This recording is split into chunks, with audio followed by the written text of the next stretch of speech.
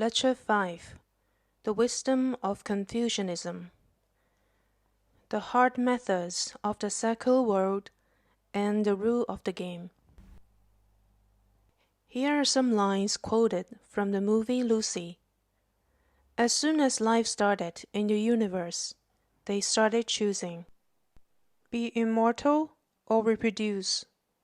If its habitat is not sufficiently favorable or nurturing, the cell will choose immortality. If the habitat is favorable, they will choose to reproduce. Please pay attention to the word immortality, which is a description of a state of high-dimensional energy in four-dimensional space, where time is a variant element. In our three-dimensional world, time is a constant element, measured and determined by the frequency of oscillation of chords at the Royal Greenwich Observatory. Every second and every minute is calculated this way. When time becomes a variant element, there is no beginning and there is no end.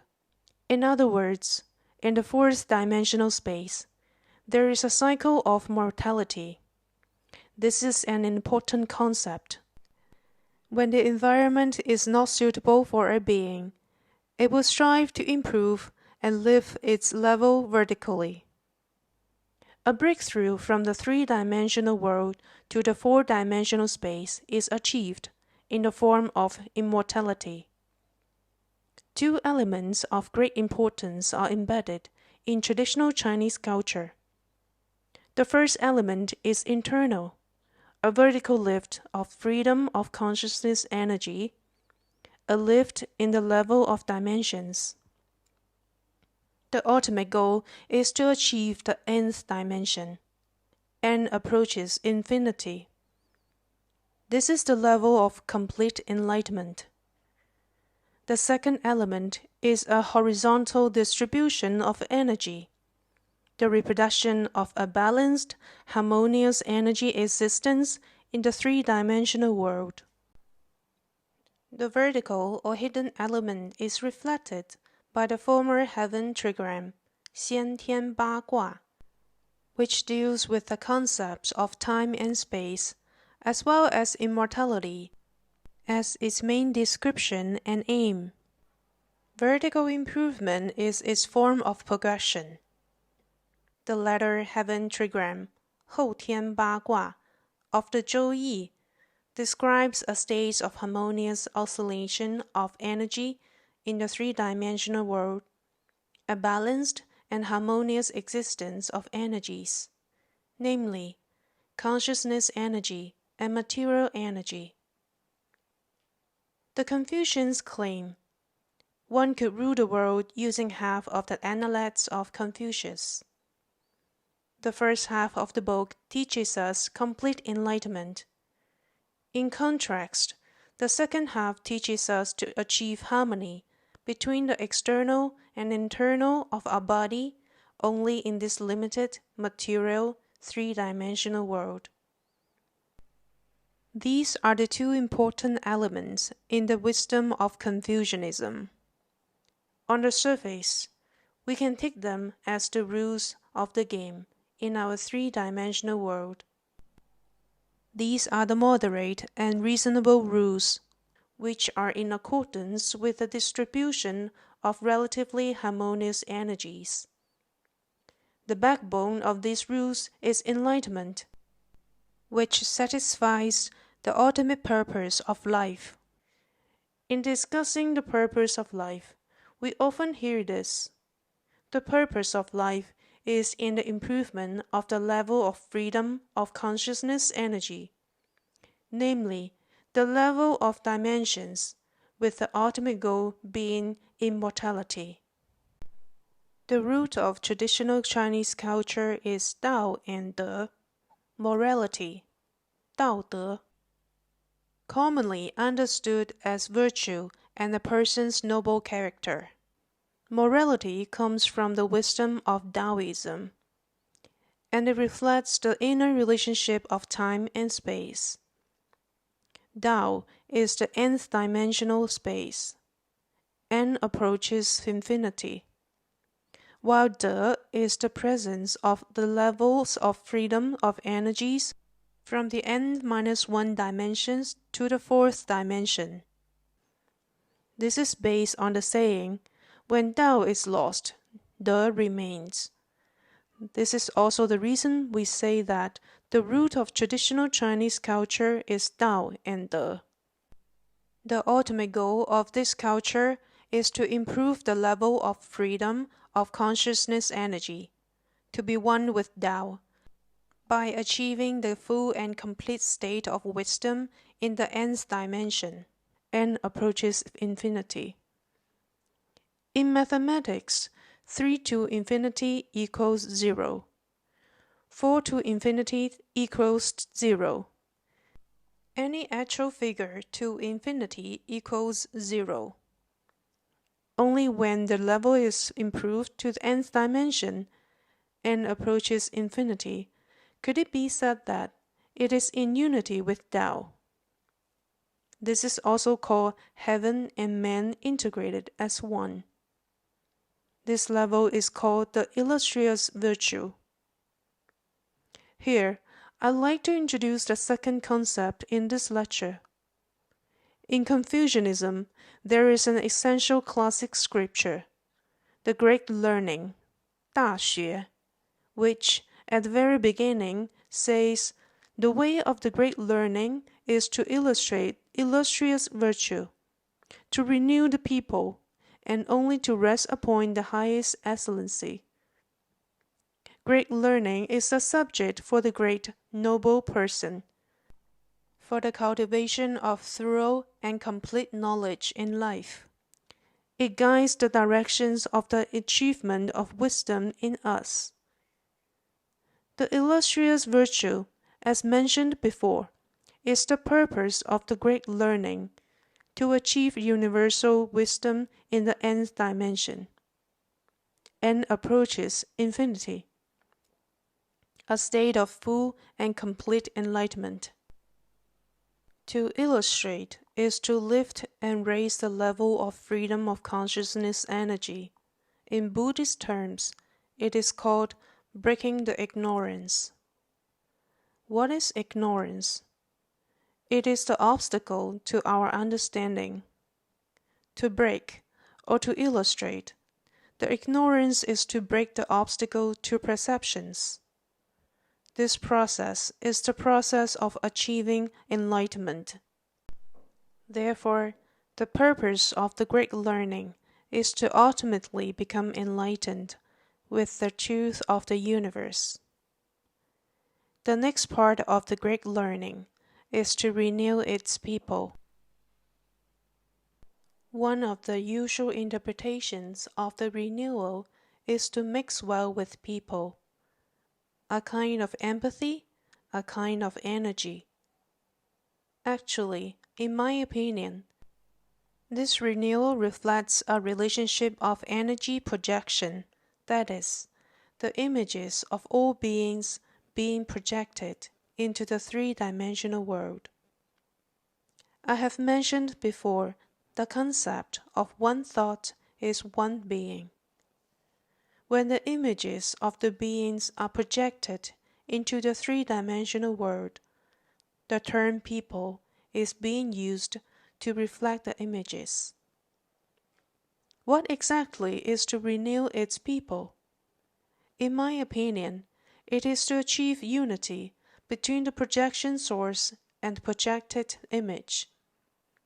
This enables us to directly observe in the three-dimensional world, to detect our perceptions, as our perceptions determine the images projected. This, ultimately, is the unity of the interior and the exterior. In other words, all things appearing in the external world are the projection of our internal perceptions, known as karma in Buddhism. Therefore, the way of the great learning is to constantly break through our limitation of perceptions. and to achieve the unity of the interior and the exterior. During this process, we examine and break through our perceptions, and we raise the level of freedom internally, unifying with Dao at the highest level. Next comes the test. Only to rest upon the highest excellence. This highest excellence is the highest level of wisdom in the nth dimension of the universe. The significance of the saying, "The way of the great learning is to illustrate illustrious virtue, to renew the people, and only to rest upon the highest excellence," is that it always talks about the current moment. The notion of the past or the future is the knowledge of the three-dimensional world. Only the current moment can enable one to improve oneself to achieve higher levels.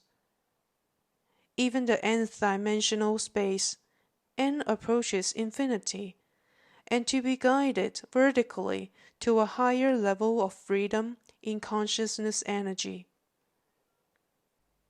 I like to describe the scientific backdrop of this definition. The single dimension is a line. No matter how we try to describe it, it would not present any aesthetic beauty. The two-dimensional world is a plane on which we could paint a beautiful picture, n times more beautiful than a single line. The three-dimensional world is n times more beautiful than a two-dimensional plane.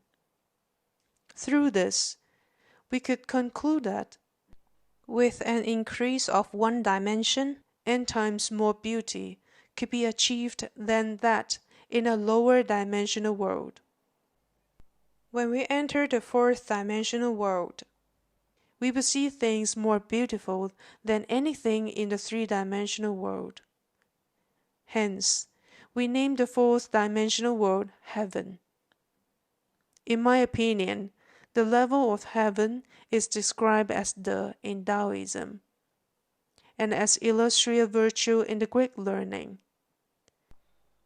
The purpose of life is to continuously manifest illustrious virtue, expanding the dimension of consciousness energy.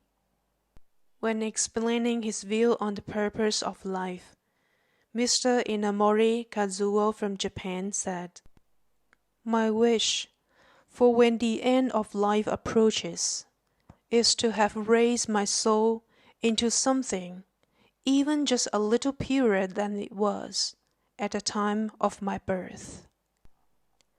The soul is what I refer to as high-dimensional consciousness energy. The level of the soul refers to its height, its dimension. Mr. Inamori Kazuo founded 2 companies, which became top 500 companies, and he rescued Japan Airlines. He also invented the amoeba operating methods and founded Sewazuku, a private management school. When talking about the purpose of life, however, Mr. Inamori Kazuo didn't mention his achievements. He merely said, "My wish, for when the end of life approaches, is to have raised my soul into something, even just a little purer than it was at the time of my birth." He is telling us that the purpose of life is to raise our level of freedom beyond the boundaries of the third dimension. This practice is related to all points of space and time that we are in at any given moment. No matter what the nature of things we are dealing with, career, love, and relationships, money, or our physical body, we must bear in mind that all we do is done for the purpose of raising the level of freedom in our consciousness energy. If we don't understand this layer of the problem, we find our life meaningless and without direction. If we study and follow the wisdom of Confucianism, using it for guidance, but not understanding its true essence, we'll be following the code of conduct on a superficial level in real-life situations. It would be a pity to have missed the true essence of Confucianism, the jewel of traditional Chinese culture, as it is not only setting out the code of conduct in the three-dimensional world, let alone merely being used, as some have claimed, by rulers to control their people. The essence of Confucianism is a cultivation method which enables everyone the chance of enlightenment in the three-dimensional world, to cultivate the mind and to improve the level of freedom of consciousness energy. There is another important essence of Confucianism. This essence, on the inside, is linked directly to the highest level of wisdom. On the outside, it is presented as the rule of the game in reality. We call it, to rely on the false to cultivate the true. The images in the nth dimensional space, n approaches infinity, are being projected, dimension by dimension, into the lower dimensions, and the projected images are what I call the false images. The higher the dimension, the closer it is to the truth. The nth dimension is the genuine truth. When people say, there is only one truth, it is literally quite right. When in the nth dimensional space, all systems, all wisdoms, are integrated as one, they appear as the one and only truth. The wisdom in Confucianism utilizes the projected images and tries to lead practitioners to understand the information in the projection source, hoping to achieve ultimate truth at the highest level. This is the level of illustrating illustrious virtue until one reaches the highest level. All is done because one could rely on the force to cultivate what is true. Now comes the question, where does the force come from? In my previous lectures, I had mentioned Zhou Yi, which reflects the energy distribution in the three-dimensional world. It is also a description from enlightenment to daily lives. The ultimate purpose of human existence is enlightenment, not just for the continuation of our species. In real life, human beings often take existence in the three-dimensional world as the purpose and aim of life. This is wrong. The purpose of life is inner vertical improvement. Three-dimensional existence is only one of the basic conditions for this vertical improvement. It is only when there is a highly harmonious distribution of consciousness energy and material energy that vertical improvement becomes possible. In other words, mind-body integration must be achieved in the three-dimensional world. If the three-dimensional world is not in harmony, internally and externally, and the internal and external are not unified, not integrated, there would never be improvement. It is futile to talk about the improvement of inner wisdom. This is what I refer to as the rule of the game in reality in the wisdom of Confucianism, which enables us to maintain a state of harmony in life. Due to the lack of this harmony, we often find entanglement in the lower dimensional energies. Such entanglement restricts us and keeps us in the restricted world of three-dimensional knowledge.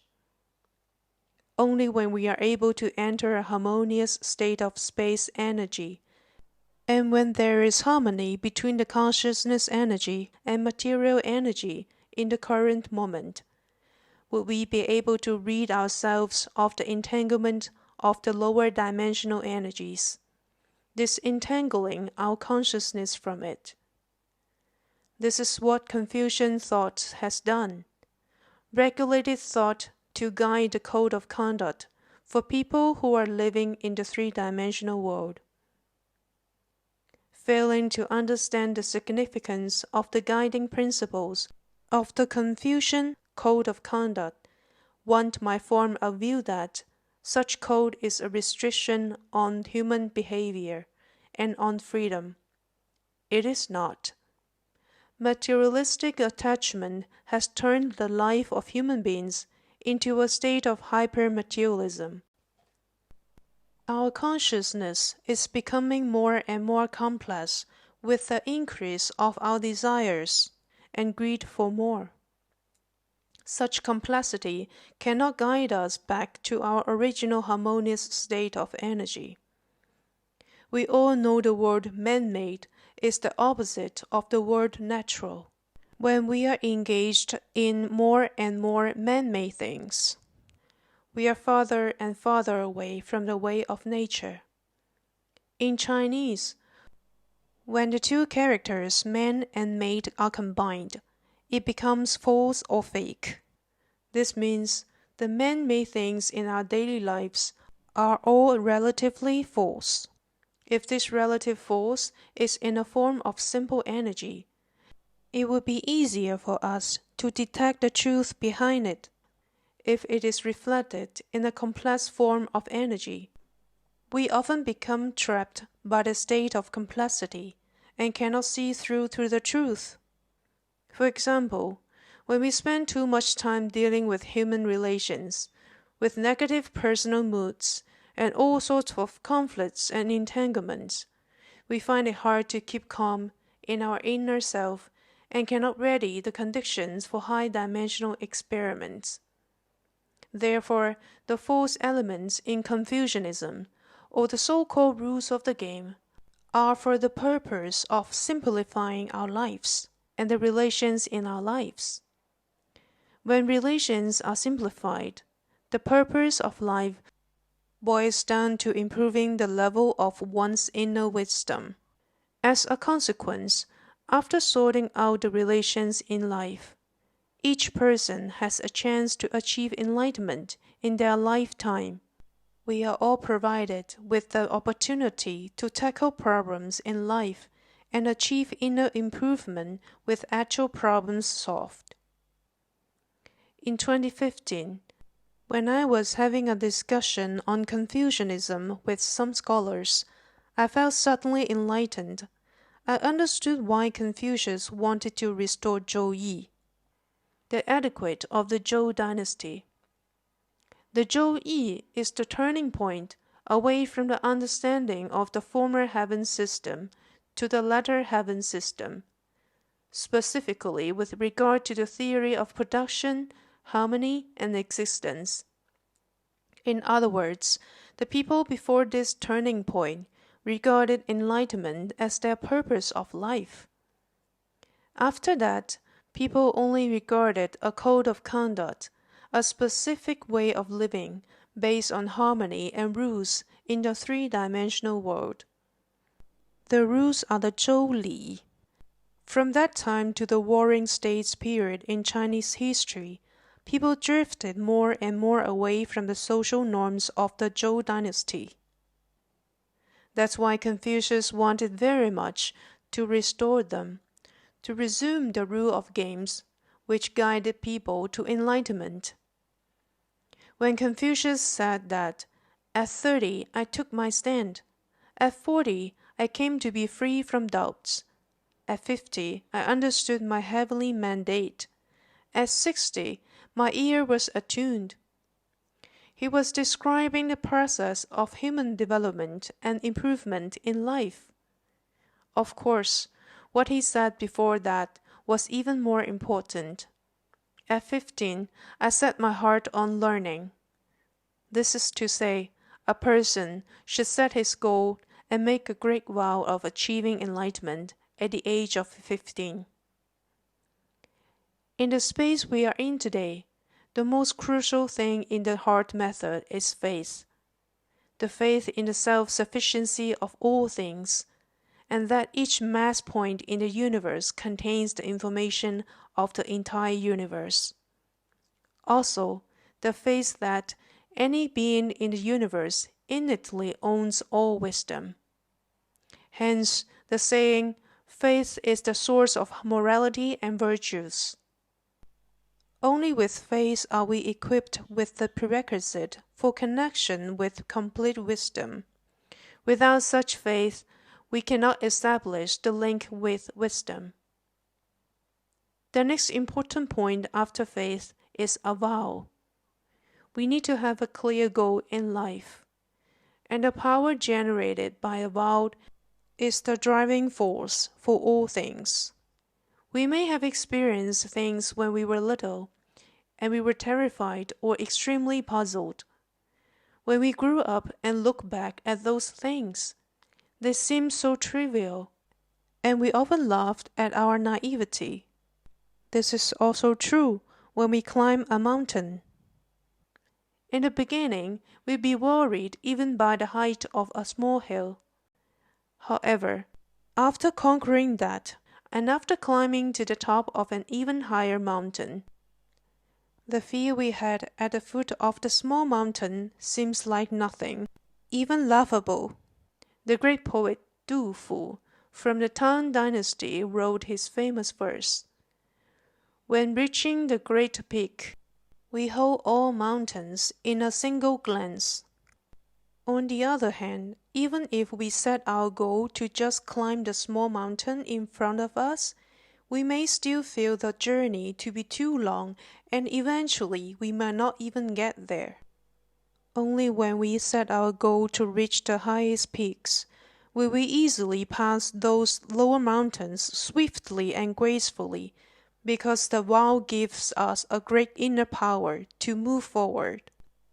This is the importance of a vow. Confucius set his goal at the age of 15, and he succeeded. With a great vow and the power generated by it, it would be hard for one not to succeed. With a great vow, we would have more chances of succeeding. Confucius had told us of his progress and enlightenment in our three-dimensional world. Let's go through them again. The master said, "At 15, I set my heart on learning." This is his vow. At 30, I took my stand. After 15 years of practice, he would have mastered the rules of the game. At 40, I came to be free from doubts. Again, after 10 years, he found himself at great ease in the world. At 50, I understood my heavenly mandate. This is because he knew his great task for this life. At 60, my ear was attuned. Past kindnesses and resentments have nothing to do with him anymore. He had transcended the obstacles and limitations of perceptions in the three-dimensional world, and had achieved a state of thoroughness in life. Therefore, what Confucius had done throughout his life is like a teacher writing down one's personal growth in life on the blackboard for all of us. In the past 2,000 years, people have faced and solved life questions in their own way. In the time and space which we are in right now, the exam questions that each of us are facing are quite different compared to the sample questions that past teachers have shown. To some extent, most exam questions are more complicated, since they are rooted in the current situation of time and space. We need to apply the essence of past example questions into our current exam. If we are not familiar with the essence of Confucianism, we cannot give an appropriate answer to this problem of life. Let me explain it this way. If we are only following the old methods and the formulas of the past, and only intimate what our teachers had done in the past, we may not be able to pass the exam of current life. There is another layer of complexity here. All things in the long history experienced by people in the past, the people, the path, the matters they dealt with, could be handled by a modern person in 1 month. 2,000 years ago, Jesus explained some problem-solving issues to the world. Buddha Sakyamuni and Lao Tzu did the same. These issues would reappear in today's thoughts in a certain way, and we are now faced with a multiple operating mass problems. Therefore, we must try to find a commonality among these thoughts and respect their differences. These commonalities in our ancestors' wisdom can solve complicated situations based on current time and space. It would enable us to make use of current conditions to better achieve significant improvement. This is the application of Confucian wisdom. We must not merely imitate the form or the superficial part of the code of conduct. We must understand its essence, as it will assist us in our enlightenment and help us understand our inner development's prerequisite. Therefore, I say Confucianism is full of in-depth wisdom, and its application is broad. It is consistent with the wisdom in Buddhism, Taoism, and Christianity. Confucian wisdom was developed for people in the three-dimensional world, and it does not emphasize the higher dimensional space. It only mentions the high-level insight when mentioning the illustrious virtue in great learning. This is only a guide for practice in our three-dimensional world, and the core message is to rely on the force to cultivate the truth. Therefore, Confucius said, "Attend ghosts and spirits in awe, but respectfully distance them." This saying is consistent with what is being preached in Christianity, as they both do not emphasize the relationship between high-dimensional energy and spiritual energy. They both address human beings in the three-dimensional world. However, Confucius mentions that the goal is to illustrate illustrious virtue. He pointed out the relationship between the third dimension and the nth dimension. The nth dimension, n approaches infinity, is the purpose of our ultimate goal in life. Through these clarifications, we will have a correct understanding of Confucianism, whose essence is to invoke the innate wisdom in all human beings. All such forms and images are for this purpose. If we are restricted only to superficial images, we cannot be inspired by Confucianism's true wisdom.